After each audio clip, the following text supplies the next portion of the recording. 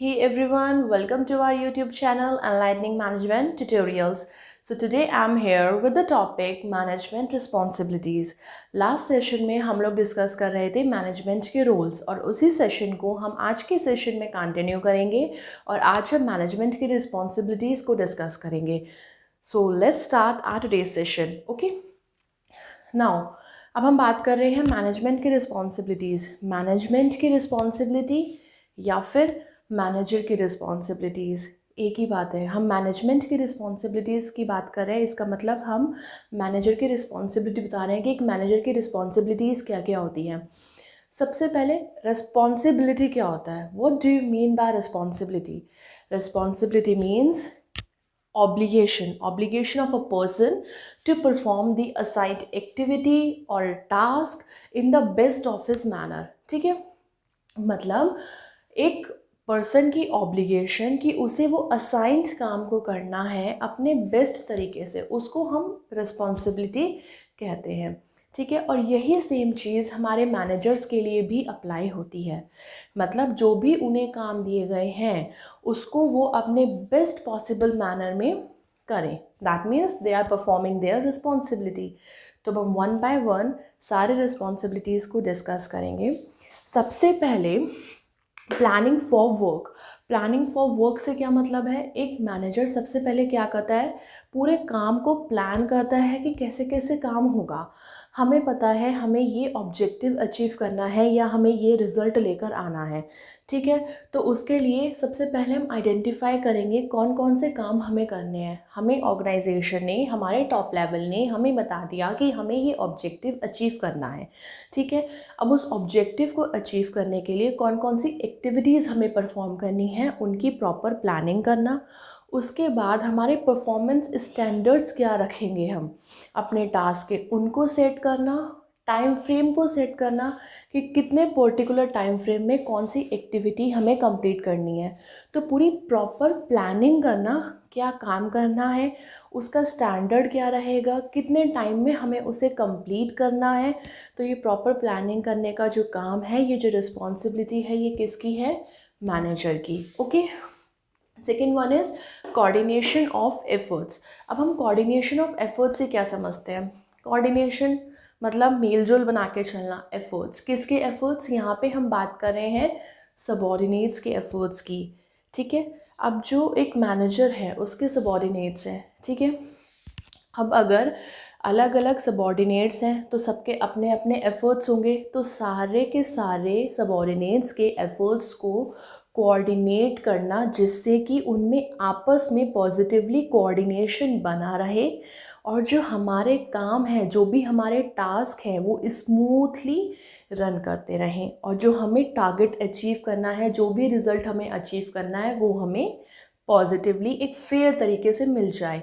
ठीक है, अब एक सबॉर्डिनेट है, दूसरा सबॉर्डिनेट है, उसके अपने एफर्ट्स हैं, उसके अपने एफर्ट्स हैं.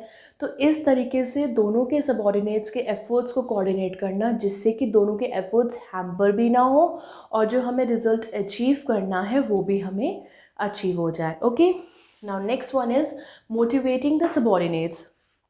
अब नाम से पता चल रहा है हमें अपने सबॉर्डिनेट्स को क्या करना है, हमें अपने सबॉर्डिनेट्स को मोटिवेट करना है. जो भी वो काम कर रहे हैं ना, उन्हें कॉन्टिन्यूसली मोटिवेट करते रहना. अगर वो कुछ अच्छा कर रहे हैं तो उन्हें मोटिवेट करना. ठीक है, तो जिससे कि उनके अंदर एक एंथुजियाज्म हमेशा बना रहे, वो अपना बेस्ट दे सके अपने काम में. अगर हम उन्हें डीमोटिवेट करेंगे, डिग्रेड करेंगे, तो वहीं उनकी परफॉर्मेंस क्या होगी? कम हो जाएगी. अब परफॉर्मेंस उनकी कम होगी तो जो रिजल्ट्स हम चाहते हैं वो हमें नहीं मिलेंगे, क्योंकि जो काम है वो तो हमें सबॉर्डिनेट्स ही करके देंगे ना, हमारे एम्प्लॉयज़ ही करके देंगे.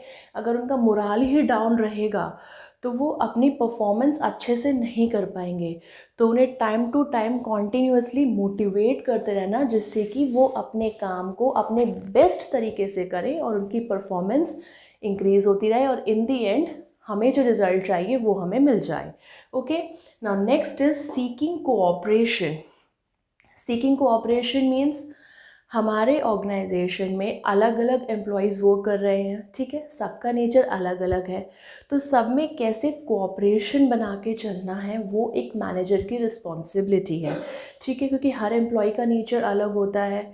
अब अगर कॉन्फ्लिक्ट्स होंगे तो इससे हमारे रिज़ल्ट पे फ़र्क पड़ेगा, हमारी परफॉर्मेंस पे फ़र्क पड़ेगा। तो उनके बीच आपस में कैसे कोऑपरेशन बना के चलना है, एक कैसे पॉजिटिव एनवायरनमेंट क्रिएट करना है, तो वो किसका रोल हो गया, सॉरी किसकी रिस्पॉन्सिबिलिटी हो गई, हमारे मैनेजर की, कि कैसे हमें कोऑपरेशन बिठा के रखना है हमारे एम्प्लॉयज़ के बीच में, हमारे सबॉर्डिनेट्स के बीच में। ठीक है। Now next one is creating good working environment. Obviously अगर हम अपने ऑर्गेनाइजेशन का अच्छा सा वर्किंग एनवायरनमेंट बना के रखेंगे तो जो हमारे एम्प्लॉयज़ हैं वो कनेक्टेड फील करेंगे, इंथुजियास्टिक फील करेंगे, मोटिवेटेड फील करेंगे। ठीक है। उनका और अच्छा से अच्छे वो अपनी एबिलिटी का यूज़ करके अपने अच्छा से अच्छा बेस्ट देंगे अपने काम को करने के लिए। अब बहुत सारी डेंजरस जॉब्स होती हैं, ठीक है, हमने वहाँ पे वर्किंग कंडीशंस अच्छी नहीं रख रखी हैं, पुअर वर्किंग कंडीशंस हैं, तो वहाँ पे एम्प्लॉय काम नहीं करेगा, उसका मोराल डाउन हो जाएगा। ठीक है। और उसका फ़र्क उसकी परफॉर्मेंस पे आएगा। तो एक प्रॉपर अच्छा वर्किंग एनवायरनमेंट क्रिएट करके देना एम्प्लॉयज़ को, ये भी एक मैनेजर की रेस्पॉन्सिबिलिटी के अंदर आता है। Okay. Now next one is better utilization of resources. अब हमारी ऑर्गेनाइजेशन के रिसोर्सेज कौन कौन से हैं, हमने बेसिक्स ऑफ मैनेजमेंट के अंदर डिस्कस किया था। 5 M's हैं हमारे, मैन, मटेरियल, हमारी मशीनरी, हमारी मैन पावर, हमारे मेथड्स। इन सब को अगर हम बेटर यूटिलाइज करेंगे, हमारे पास मतलब रिसोर्सेज से मतलब है हम यहाँ पे ह्यूमन रिसोर्सेज की भी बात कर रहे हैं और हमारे नॉन ह्यूमन रिसोर्सेज की भी बात कर रहे हैं। हम अच्छे से अपने मैन पावर को यूज़ कर रहे हैं ऑर्गेनाइजेशन पे, जहाँ जितने वर्कर्स की ज़रूरत है उतने वर्कर्स लगाना, एक्सेस में वर्कर्स नहीं लगाना, या फिर पता चल रहा है कि हमारे वर्कर्स की शॉर्टेजेस हो रही है तो वो भी नहीं होनी चाहिए। प्रॉपर टाइम पे वर्कर्स को मटेरियल मिलना, प्रॉपर क्वांटिटी में मिलना। तो कैसे हमें अपने रिसोर्सेज को बेटर यूटिलाइज करना है जिससे कि हमारे रिसोर्सेज की शॉर्टेज भी ना हो और ना ही हमारे रिसोर्सेज एक्सेस में हो, आइडल हो। तो इन दोनों चीज़ों का जो फ़र्क है ना वो हमारी ऑर्गेनाइजेशन की एक्टिविटीज़ पर, उसकी परफॉर्मेंस पर पड़ता है। ठीक है।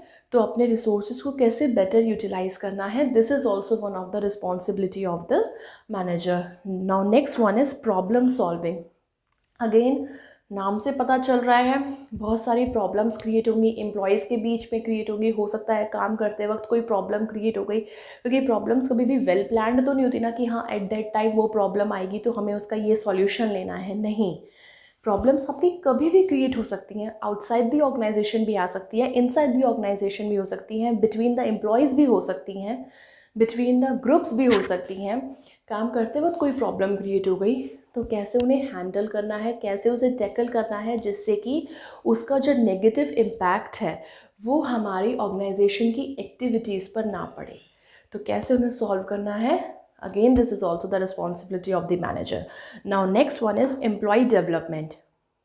एम्प्लॉय को डेवलप करना मतलब प्रॉपर उन्हें ट्रेनिंग देते रहना, प्रॉपर उनका डेवलपमेंट करते रहना, जिससे कि जो एम्प्लॉय है वो मोटिवेट, एक तो एम्प्लॉय जो है मोटिवेटेड भी रहेंगे, दूसरा उनका डेवलपमेंट भी होता रहेगा, और इन सारी चीज़ों का फ़र्क उनकी परफॉर्मेंस में आएगा, और परफॉर्मेंस में फ़र्क आएगा इसका मतलब आपके पास अच्छा एसेट क्रिएट हो रहा है आपके ऑर्गेनाइजेशन के लिए, आप अपने ऑर्गेनाइजेशन को अच्छे रिजल्ट्स ला कर दोगे। ठीक है। तो एम्प्लॉय की डेवलपमेंट होना बहुत ज़रूरी है। ये नहीं कि बस स्टार्टिंग में उन्हें ट्रेनिंग दे के उन्हें काम पे लगा दिया, दैट्स इट। नहीं, टाइम टू टाइम उनको डेवलप करते रहना, नई नई मेथड्स आ रहे हैं, नए नए टेक्निक्स आ रहे हैं, उनके लिए अवेयर करते रहना, उनको प्रैक्टिकली वो चीज़ करवाना। तो ये सारी चीज़ें हमारे एम्प्लॉय के डेवलपमेंट में आती हैं। तो एम्प्लॉय की डेवलपमेंट करना भी मैनेजर की रिस्पॉन्सिबिलिटी है।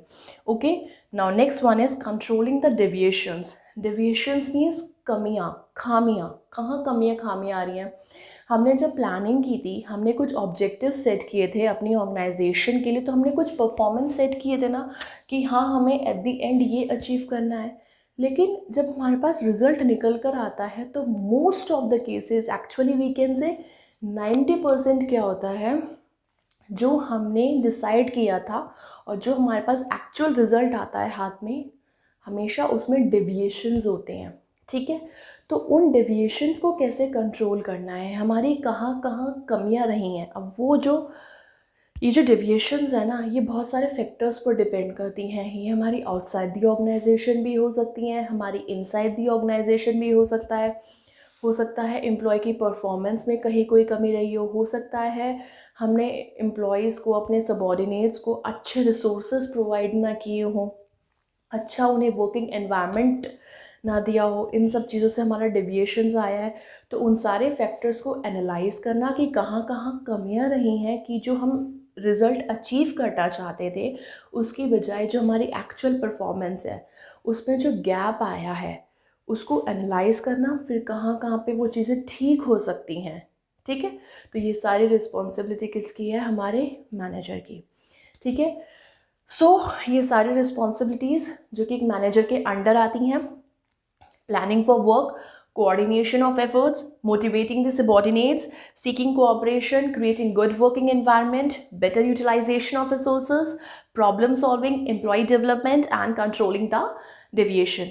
आज के सेशन में हमने डिस्कस करा कि एक मैनेजर की रिस्पॉन्सिबिलिटीज़ क्या क्या होती हैं अपने एम्प्लॉयज़ के लिए and within the organisation. आज के लिए इतना ही। Meet you all in the next video again with a very interesting topic. And if you like my video, my content, then please do like, share and subscribe my channel for more videos. Thank you and have a nice day.